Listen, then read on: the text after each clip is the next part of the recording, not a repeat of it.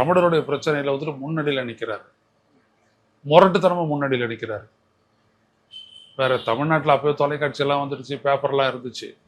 ஆனால் ராமதாஸ் ஐயா நடத்துகிற பேப்பரும் ராமதாஸ் ஐயா நடத்துகிற மக்கள் தொலைக்காட்சியும் தான் தமிழனுடைய குரலா இலங்கை வரைக்கும் போட்டு கலக்குச்சு. விவாதங்கள், வாதங்கள், ஈழம் தொடர்பான வாதம், அங்கே நடக்கிற போரை பற்றிய செய்தி எல்லாத்தையுமே எடுத்தாந்து சும்மா அடி திணற அடிச்சு அதை எப்படி செய்கிறார் அப்படின்னோம்னா, ஆட்சியாளர்களுக்கு காங்கிரஸ் வந்துட்டு அப்போ ஈழத்துக்கு எதிராக வேலை செய்யுது. ஆனால் ராமதாஸ் ஐயா இப்படி நிற்கிறார், நெஞ்ச நிமித்திட்டு வேலை செய்கிறாரு. ஒரு டிட்டர்மைண்ட் லீடர்ஷிப்.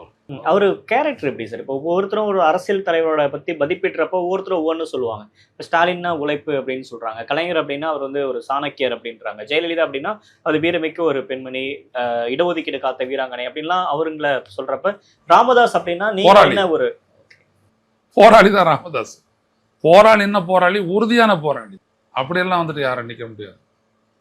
நாங்கள்லாம் இப்போ மக்கள் தொலைக்காட்சியில் நின்றுக்கிட்டு நாங்கள்லாம் பேசுகிறோம் அப்படின்னோம்னா, தியாகிலேருந்து ஐயநாதன் வரைக்கும் பேசுகிறோம் அப்படின்னோம்னா காரணம் ஐயா ராமதாஸ். நீங்கள் வந்துட்டு பார்த்தீங்கன்னா, இங்கே ஈடு தொடர்பாக அந்த போரை நிறுத்த சொல்லி இங்கே நம்மளுடைய பெருங்களத்தூர் அடுத்த மறைமொழி நகரில் வந்துட்டு தலைவர் தோல் திருமாவளவன் வந்துட்டு உண்ணாவிரத போராட்டம் நடத்தும் போது வந்து கை கொடுத்து ஆதரிச்சு நின்று மேடையில் முதல்ல சொன்னது யாரு? ராமதாஸ். கூட்டணியில் தான் 2 பேர் வேற ஒரு இடத்துக்கு போனாங்க, ஆனால் விட்டு கொடுக்கல.